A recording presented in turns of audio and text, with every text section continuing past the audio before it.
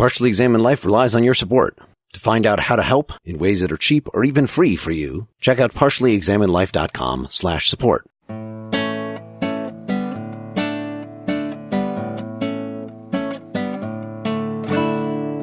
You're listening to The Partially Examined Life, a podcast by some guys who were at one point set on doing philosophy for a living, but then thought better of it. Our question for episode 228 is, what is it to claim that race is socially constructed, or that the concept doesn't refer to anything? And we read Race, Culture, Identity, Misunderstood Connections by Kwame Anthony Appiah, 1994, Charles Mills' essay, But What Are You Really? The Metaphysics of Race, from 1998, Race, A Social Destruction of a Biological Concept by Neven Sesardic from 2010. And finally, Do Races Exist? Contemporary Philosophical Debates. That's a section in the Stanford Encyclopedia of Philosophy article on race by Michael James from 2008, updated in 2016. For more information, please visit partiallyexaminedlife.com. This is Mark Linsenmeyer, essentially in Madison, Wisconsin. This is Seth Paskin in Austin, Texas. This is Dylan Casey in Madison, Wisconsin.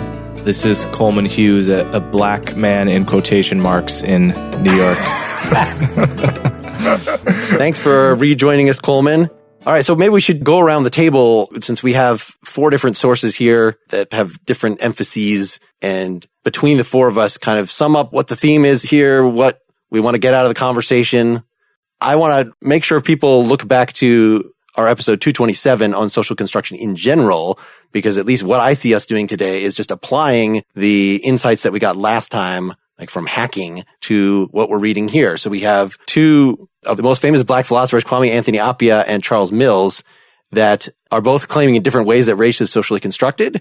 So Mills is explicitly saying race is not a biological thing. It is a social construct, but it's still real because of that. Whereas Appiah, I think, wants to emphasize, yes, there is a history of the growth of the concept of race, but ultimately the concept does not actually refer to anything. So he's using social construction in a destructive way, in a way to kind of dispel the concept altogether. And then Sesardic, who I had not heard of, is arguing that, yes, it is a legitimate biological concept. And he just points to the fact that, if race weren't real, how can forensic pathologists determine, if they find a corpse so accurately what race it is? So my approach to this is I think these folks are kind of talking past each other. Appiah even says, if people want to use race for population genetics, go for it. Arguing in his sense that race is mythical, that it doesn't exist, does not mean that you can't treat cancers differently for different populations because of genetically inherited traits. Obviously, they're talking about different things. Well, I think I'm generally in agreement, Mark, with your assessment as far as the position of the readings. I think the thing that's challenging for me, what I'm hoping to get a better understanding of, is last time Coleman said something to the effect of, if by thinking of it differently or if by positioning it, if we took it away, would it be affected, yes or no? Sort of a combination of a Rawlsian approach of sort of taking a behind the veil position as well as kind of like maybe a consequentialist approach. But in all these readings, I feel like there's a lot of threads going on, and despite the best attempts of the authors to disambiguate, and how many classifications were there in the Mills reading? 11 ways that you could cross the boundaries, and it's not helping me get any clearer on the concept. I sort of, by default, maybe I keep falling back into a political or ethical stance, as far as how the notion of race is used, so to speak. And so the distinctions about whether or not somebody's black or white based on ancestry or whether they feel they're black or white are less relevant to me than how they're being classified impacts their life. So I'm still not sure how to tie all that together and come out with an ontological stance. There's for me, an interesting parallel track in all these social construction discussions. So on the one hand, there's the discussion about an extension of how we're classifying things in general. So that you get this sort of philosophy of science tack on it, and you go down this road of, are electrons real, or other kinds of scientific questions. And the reason you go down that road is because you're participating in the same kind of classification, metaphysical discussion that's been going on for a long time. Epistemological, metaphysical, what do I know? Are the things that I point at, do they refer or do they not refer? If I talked about the existence of caloric as a way of describing the manifestation of heat, and then I change my mind and I decide that, well, caloric doesn't really exist. Really, heat exists.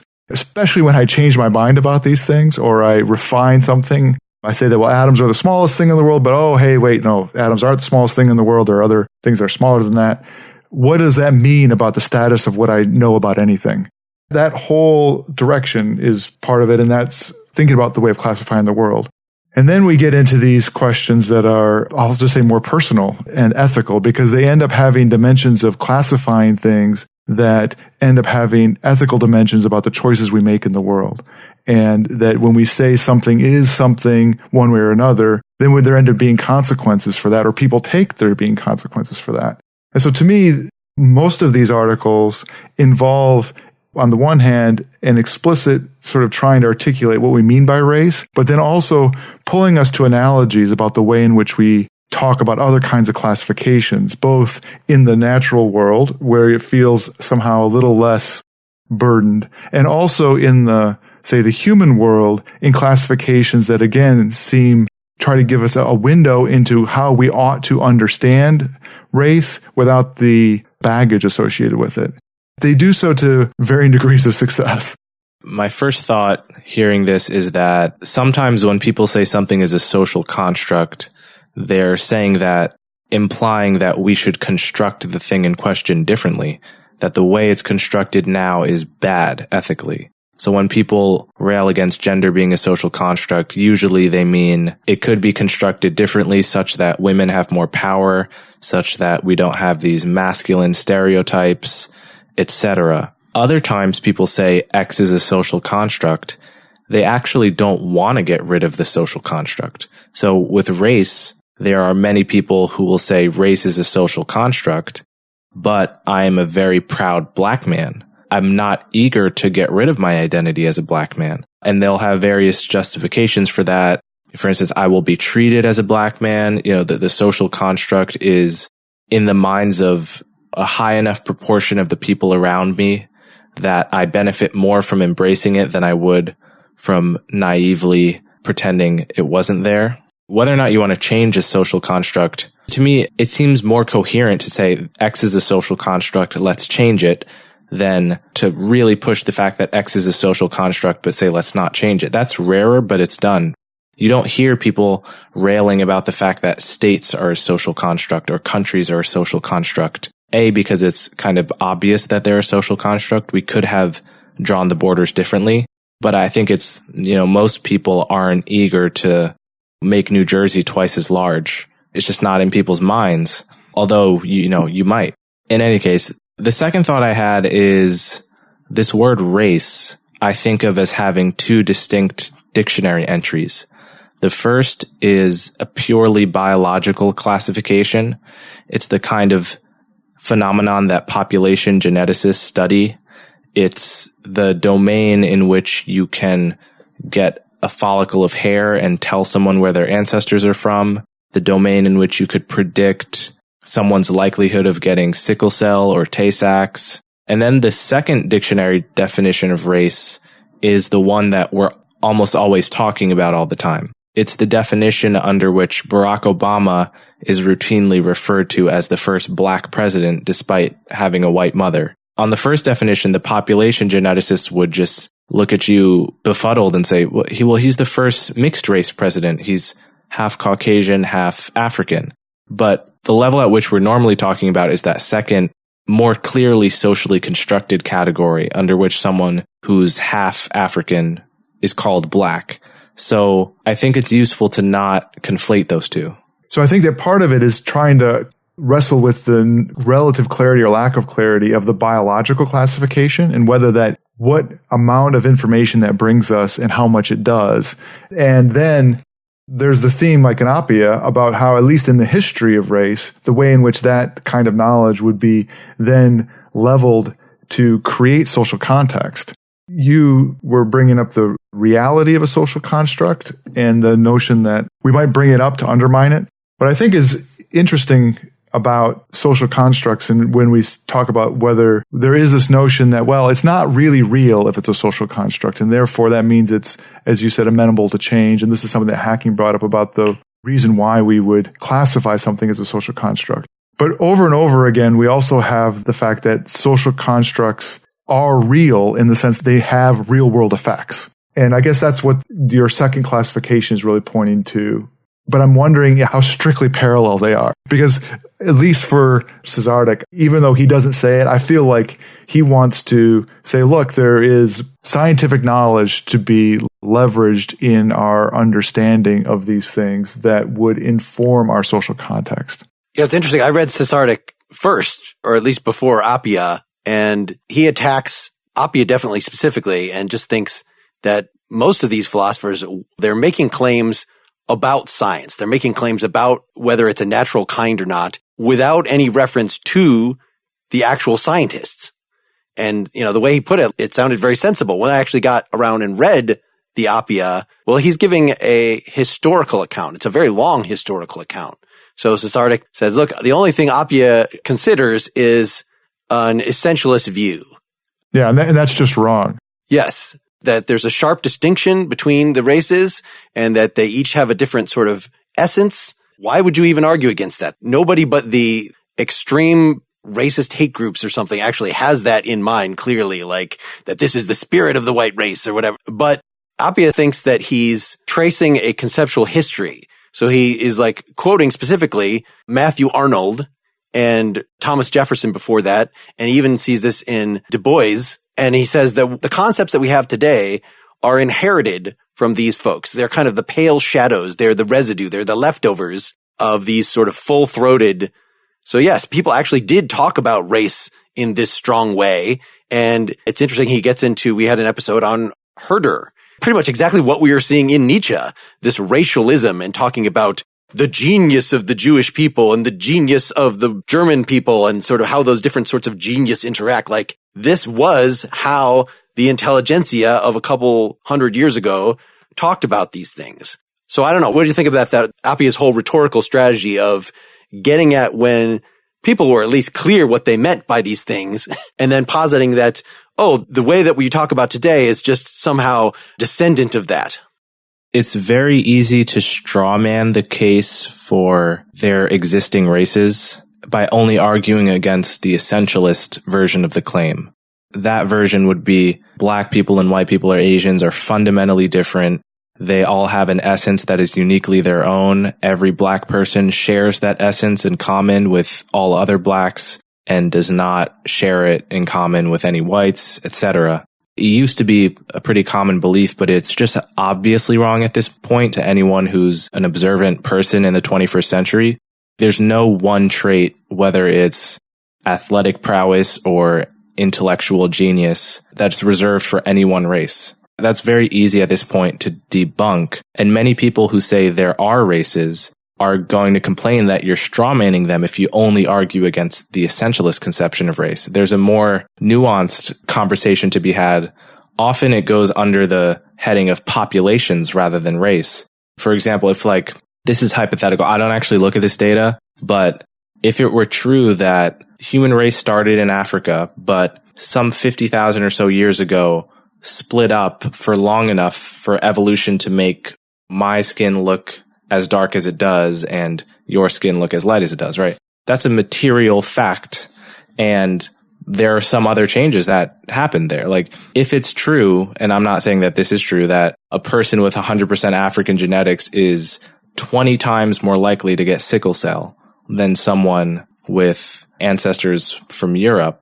Well, that's interesting. That's interesting biological fact about the human species. Does that mean that race is a valid concept? Does the question of whether race exists turn on whether those kinds of facts exist?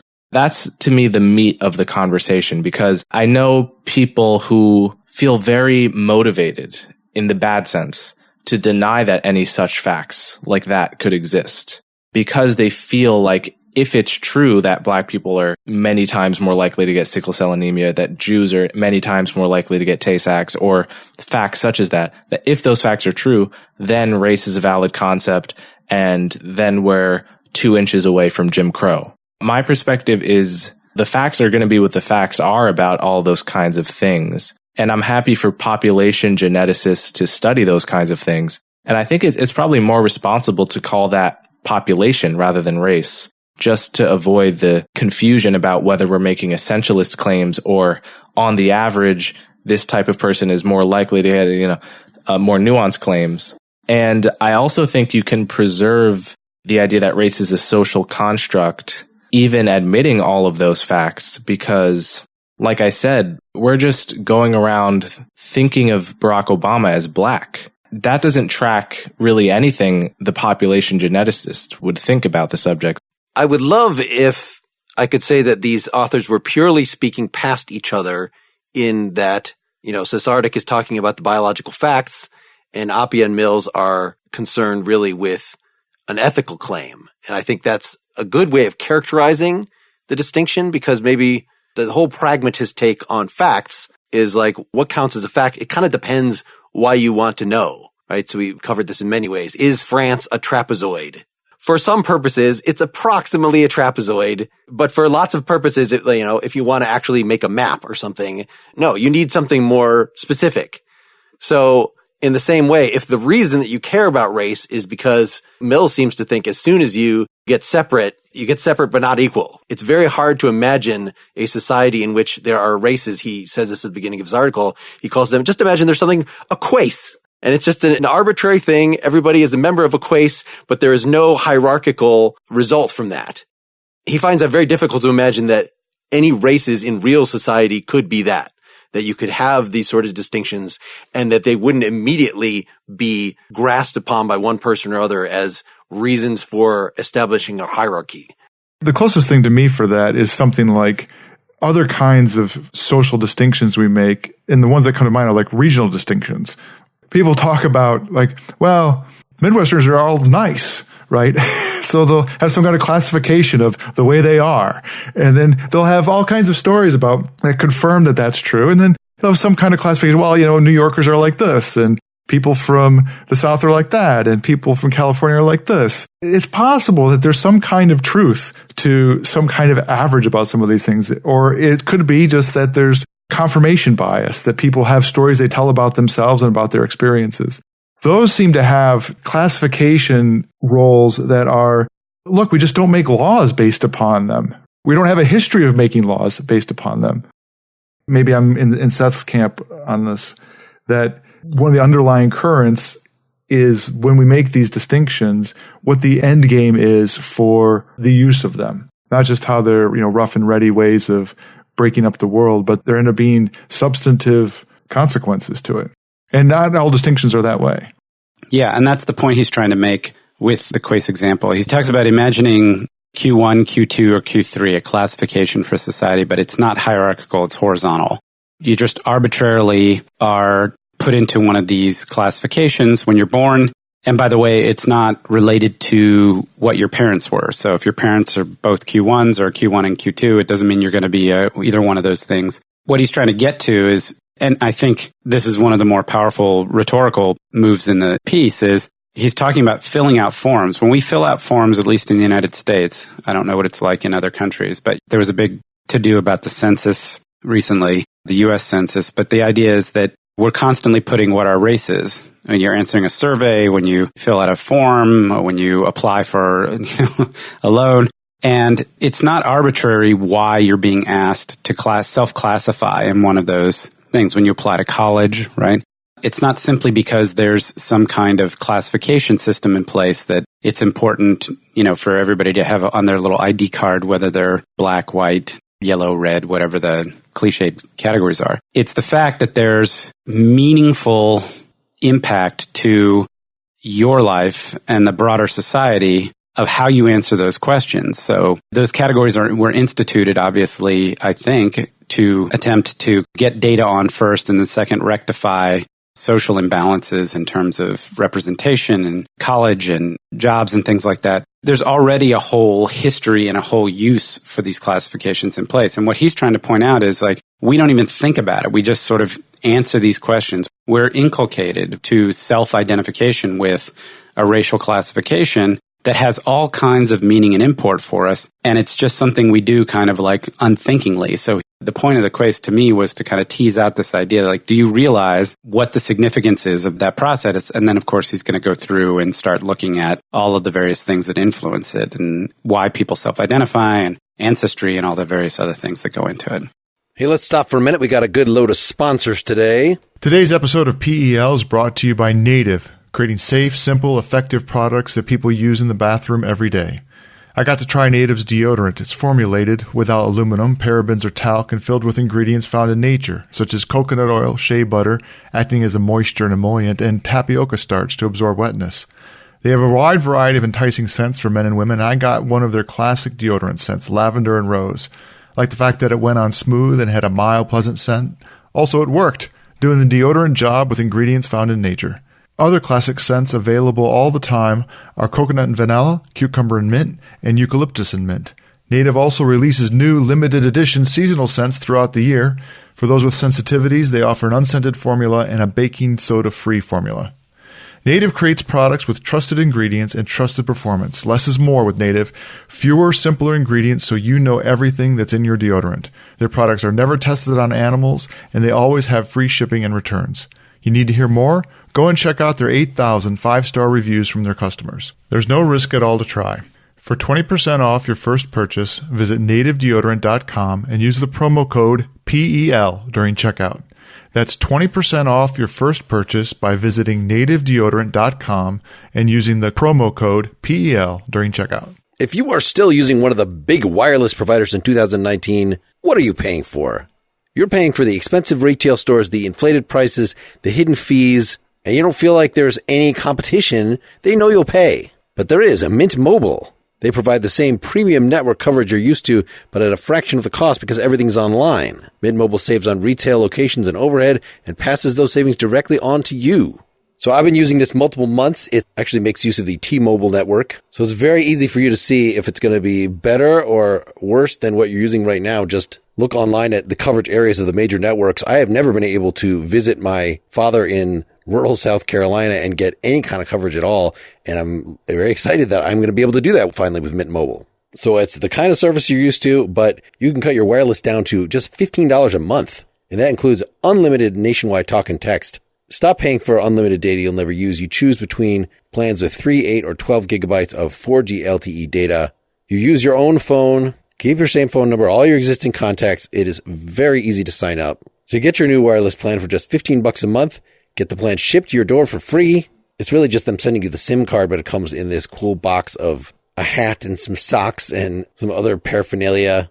Go to mintmobile.com/PEL. That's mintmobile.com/PEL. Cut your wireless bill down to $15 a month at mintmobile.com/PEL.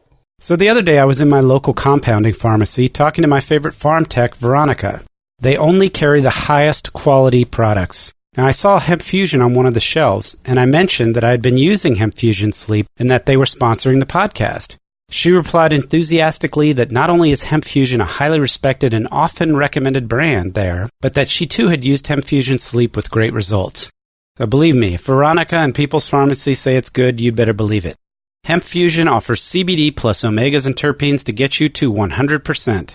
Hemp Fusion also adds other natural ingredients to help with stress, sleep, and energy. Hemp Fusion is available both online and, obviously, at natural product retailers near you and can be shipped anywhere in the United States. Use promo code PEL for 20% off your first order and free shipping anywhere in the United States at hempfusion.com. That's promo code PEL for partially examined life at hempfusion.com. I think another question is, how does our judgment about whether something is a social construct change based on whether the people being referred to believe in that construct? So, for example, there was a Pew poll of quote-unquote Asian Americans asking them if they identified as Asian Americans, and the majority did not.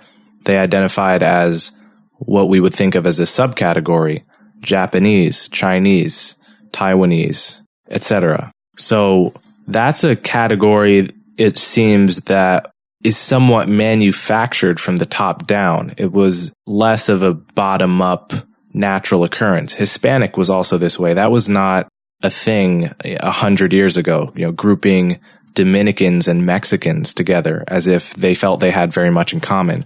On the other hand, the concept of a black person, what used to be respectfully called Negro or colored, that was an identity that was bottom-up. Or at least, if you go back far enough, it was manufactured because of slavery. Obviously, the Africans that came over from Africa did not think of themselves as all black people. They thought of themselves as belonging to the particular tribe they belonged to. But does it change at all for you if the majority of the people under a label don't see that label as being their main identity? What I thought about the Mills article that was illuminating here is that if you see race as a social construct, then you shouldn't expect it to be coherent. It has a number of elements that can be very much in conflict. So he points to ancestry seems an obvious one, but then skin color seems another obvious one. But what if those are different? What if those pull apart? What if you have, in fact, siblings? They have exactly the same ancestry, but one is just way, way lighter than the other, such that can pass for white and the other just can't. So I think if you just say, okay, well, it's the social construct involved quite a lot of everyday concepts, and Mills goes through sort of the different, the old style Aristotelian necessary and sufficient conditions. Like if race were a natural kind, then you'd think, okay, there's some scientific necessary and sufficient conditions. Maybe it's a genetic thing. Maybe for some purposes, if you're doing population genetics, that's true. But like you're saying, Coleman, I don't even know that it's two concepts, that there's the strict biological concept and then there is the free-floating concept. But the free-floating concept itself is quite a few things all jammed together that you often see together. But then when you pull them apart, you don't know. That's why Mills goes through all these cases of somebody who has a certain skin tone but feels a completely different way or was raised in a different environment and doesn't have any of the typical cultural associations with that particular skin tone. And so that seems to be what you're talking about, Coleman, is a variety of the complexity of that story. But let's be a little bit careful. The analysis that Mills does isn't made possible as a feature of every kind of socially constructed idea. I think that he's able to make that analysis essentially to show that the clarity of the idea of race is poor. Yes, it's a social construction, but there's all kinds of concepts that are socially constructed. I took his analysis to be that as a construct, it is a poor signifier. It's not really selecting out the things that you really want to select out, that either is purporting to select out or that there's even real clarity about the kinds of things that it does select out. And that's what all of these different components, that analysis is meant to show. Unlike a dollar. It's either a dollar or it's not a dollar. Maybe you don't recognize it's a Canadian dollar. You don't know, does it quite count as a dollar? But just compared to race, that's such a clear concept. That's what I took his analysis to be. See, I thought what Mills was trying to get at was he was teasing you into the idea of talking about racial ontology or racial metaphysics. Mm-hmm. And then he's, essentially sort of trying to turn that to say that if you think there is a thing called race, then you're going to have to account for all of these problematic categories because that thing called race, it's not realist, it's constructed. So there's no natural kind that you can appeal to, and then this is going to cause all kinds of problems. I thought he was trying to essentially problematize the idea of treating race metaphysically as a natural kind, or it's the anti-biological argument. I would bracket the whole natural kind discussion because, as we know from other podcast episodes, the whole notion of a natural kind is philosophically challenging. And it's not even true amongst biologists that they would agree that there are natural kinds. Sorry, I said maybe an essentialist and realist. Maybe I should have used that terminology. But going back to Mills' diagram that he has on page 3 or whatever it is, showing he wants to make sure that when he says constructivist, you don't think he's talking about subjective. It's not a subjective position. Constructed is very complicated because it involves self-identification and external identification and ancestry and a whole bunch of other different things. I guess just a terminological clarification. I like his notion of social ontology or social metaphysics. What are the basic struts and girders of social reality? You said racial ontology. To say that there is a racial ontology is being more a realist about race than he in fact is. He does subtitle his paper, The Metaphysics of Race. Well, there you go. So at least he's framing it in a kind of exploration of what would it mean to have a metaphysics of race at the very least. Yeah. Right. A kind of Kantian kind of argument. Right. The fact that there is a question, page 45, one's racial category has been taken as saying a great deal about what and who one is more fundamentally. To what extent, in what ways is race real and how deep is this reality? That's what he's asking. If it were really, a purely surface level thing like Quace, it wouldn't make sense for someone to ask, so someone that comes from a mixed race background to say, what am I really? That question just wouldn't even make any sense. That example, I think, is illustrative about what's at stake. But because that categorization really is a distinction that makes literally no difference at all, it takes some of the teeth out of it. I feel like maybe he could have had a way of having that horizontal distinction that was the distinctions that made a difference, but were not hierarchical differences. That's a quibble. I mean, it's just, there's no import given of the Q1, Q2, Q3. So there's no action anybody would take, even if those actions were ethically neutral with respect to one another. Other than checking the box that says Q1. Let me give one more quote from Mills here. This is page 48. Race is not metaphysical, quote, in the deep sense of being eternal, unchanging, necessary, a part of the basic furniture of the universe. But race is a contingently deep reality that structures our particular social universe, having a social objectivity and a causal significance that arise out of our particular history. We should note that some philosophers that we've read make that claim about everything that we know. They would deny metaphysics in the sense that he put at the beginning of that as a metaphysics of things that are eternally real. It just doesn't exist either. But it's over above that to say race is a contingently deep reality. So it's not just that it's contingent. You're saying that some philosophers say everything is contingent. That might be so. Right. And Appiah at the very end of his paper basically says, I'm with Rorty. Solidarity, contingency, and irony. That is the way that we should act toward race. Like, it is a thing that is floating around in our consciousness, but it's not an essential thing. It's something that we should experiment with and just recognize that if you're asking that question, what race am I really? Even though it sounds like that question makes sense, it really doesn't. It's like asking, what profession am I really? In other words, am I a born fireman or am I a born business person? Like, no, a lot of what you decide, you might have desires that push you toward one thing rather than another, but obviously this is a human feature and it is more of a performance. So Appiah sees race, I think, as a performance. Mills, I think, thinks that is part of what goes into it, but there's other things as well. I just wanted to comment that I think that example that you gave, Mark, are you really a fireman or a lawyer? I think that the idea of that there being a lot of choice involved in that is true, but it's also the case, thinking about, maybe I'm abusing the term, but these loopback mechanisms that Hacking mentioned, is that you can develop, and it can be important to your identity that you have that particular either occupation or that way of life, and you're thinking, and it can matter that you understand yourself. Well, I'm a lawyer, or I'm a scientist, or I'm a priest. And that self-understanding actually means a great deal and has a big effect on both your self-understanding, but also the way you act in the world. Even though it's, let's call it socially constructed, and even though it's maybe chosen and self-constructed.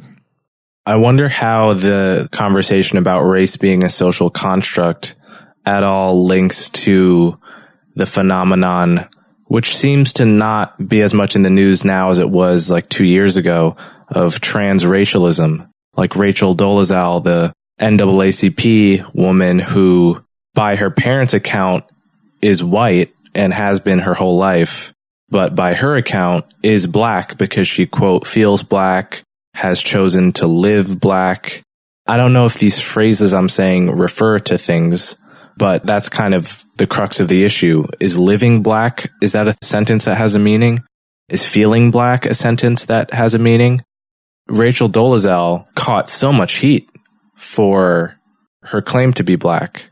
Very few people were willing to defend her intellectually. I remember there was one philosopher, was it Rebecca Tuvell, who tried to write a philosophical defense of transracialism? Yeah, and the article was, regardless of whether the arguments were good, it was very respectful, the tone, and it was serious. Her article got retracted because it came under so much fire. It's interesting to me that many of the people who push that race is a social construct, the moment someone tries to be fluid with it in real time, they are authoritarian. This is the equivalent of acknowledging that the U.S. is a social construct, the border between U.S. and Mexico is a social construct, and being extremely punitive with an immigrant that crosses, putting them in a cage. maybe that's not a tension. Maybe it's perfectly coherent to maintain that something is a social construct against those who say it's real, and at the same time punish Rachel Dolezal types. But maybe it's not. What do you think? I do think it's incoherent. I think that it's in that mix with the Rachel Dolezal is the whole question. In that mix is the vitriolic arguments about appropriation. Everything from like wearing a kimono, when you're going out in Chicago as a white woman would be cultural appropriation or something like that. It's a similar kind of argument that you shouldn't be engaging in that kind of cultural play or cultural fluidity. And in the case of Dolezal, her claim was that she really felt that way. So there was this transracial, conventional racial identity aspect to it. If we're taking her case as paradigmatic, we're going to run into some problems because part of it is she was an executive, I believe, right, with the NAACP. So there's a whole issue around the idea that she was white and was somehow acting on behalf of the NAACP. That was an issue.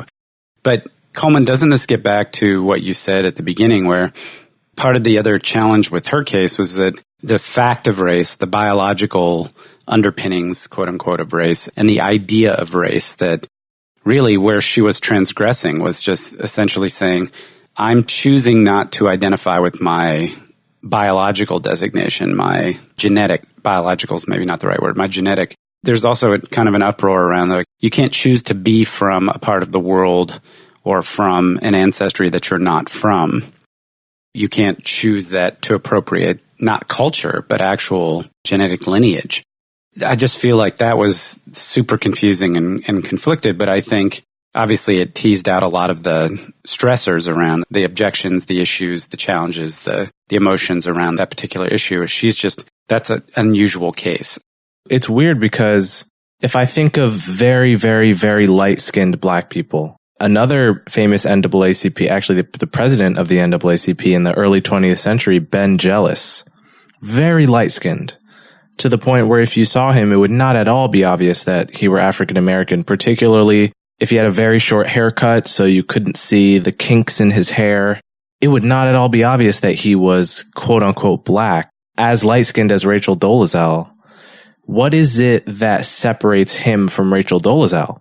Only genetics, really. Only that if you had a hair follicle, you would find some African DNA, whatever exactly that means. A population geneticist would be able to tell. If that's the only difference between Ben Jealous and Rachel Dolezal, then how can we say one gets to be black and one can't be black, but also this race thing has nothing to do with genetics? Genetics is out of the question. Isn't that something of a contradiction?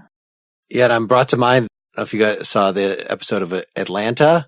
The whole format of the episode is a news show, and one is interviewing a sort of high school age black fellow who says, I identify as a middle-aged white man. So it's not even just transracialism, it's transageism. So clearly this was the producers making fun of that idea.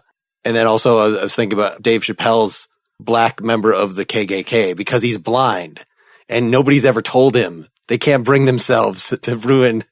Do you feel like those kind of critiques are missing the point, that there's something legitimately ambiguous? It sounds like, Coleman, you were just pointing to something that's legitimately ambiguous. And Appiah, this is like, I think the whole reason why his position is summed up by it's not a social constructionist one, it's a dismissive one, because he focuses on that one drop rule, which I think is kind of what you're talking about, that anybody that is not completely white is considered black. And Mills considers this too, because I believe he's from some other country where the rule is different, so that there's 3 distinct races rather than 2 distinct races. Just even light-skinned blacks versus dark-skinned blacks are considered a whole different thing. And that's just obviously socially contingent if you can go to across a border and they divide it up differently. Well, Mills points to Louisiana and there being black, white, and Creole. Or maybe it was Appiah. There was I forget which historical case it was talking about. But again, as an example of one of the signs of the lack of clarity of the concept of race is that there can be incoherence regarding the number of them, incoherence of how you assign people to them for all of these mixed cases. But I thought that Coleman was raising the question of an inconsistency between that. It seems like partisans of social construction regarding race often are the most vociferous against something like the actual fluidity of race, as personified by someone just saying that they're a race that's different than the one that they maybe morphologically appear as, or that they push even further that they would sort of from a population genetics point of view say that they weren't part of. And that seems to be a discontinuity. Because you would think that if you were a partisan of the social construction aspect of it, you also would be comfortable with the idea that people can move back and forth between them, that there's something else that's going on about their racial identification than their genetics. Thomas Chatterton Williams, who is a great writer, grew up in New Jersey, black father, white mother, identified as black. And I've seen pictures of him as a kid and grew up in the same area as him, actually. And if I had seen him as a kid, I would have reflexively thought of him as black as well. But he's very light-skinned.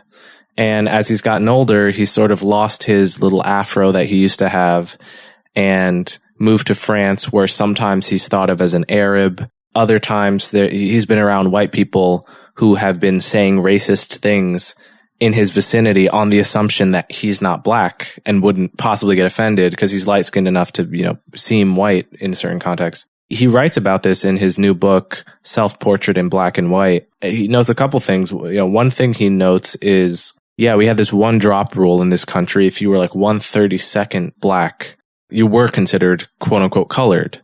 Many people today will say, we had this one drop rule in this country, and that logic still rules today. And in a way, they just accept that essentially the logic of the plantation has carried through today and we can't do anything about it. So if you're, a quarter black and you identify as black, but you're very light skinned, and someone says, well, why do you identify as black rather than mixed? The response will be, well, in this country, we've had the one drop rule for so long. It almost seems like those people are saying that they're claiming to hate the one drop rule, but they don't actually want to move past it. In many cases, they're using it as a defense mechanism to kind of reconcile themselves with their own identities. It's like an identity protection mechanism. But again, this feels like a contradiction to bemoan how race was socially constructed in this country for its whole history, but then resist any attempt to change the social construction. Well, how about we take on the political ramifications and get more into the quotes from these articles in part 2. Come back next week or become a partially examined life citizen. You can get it right now.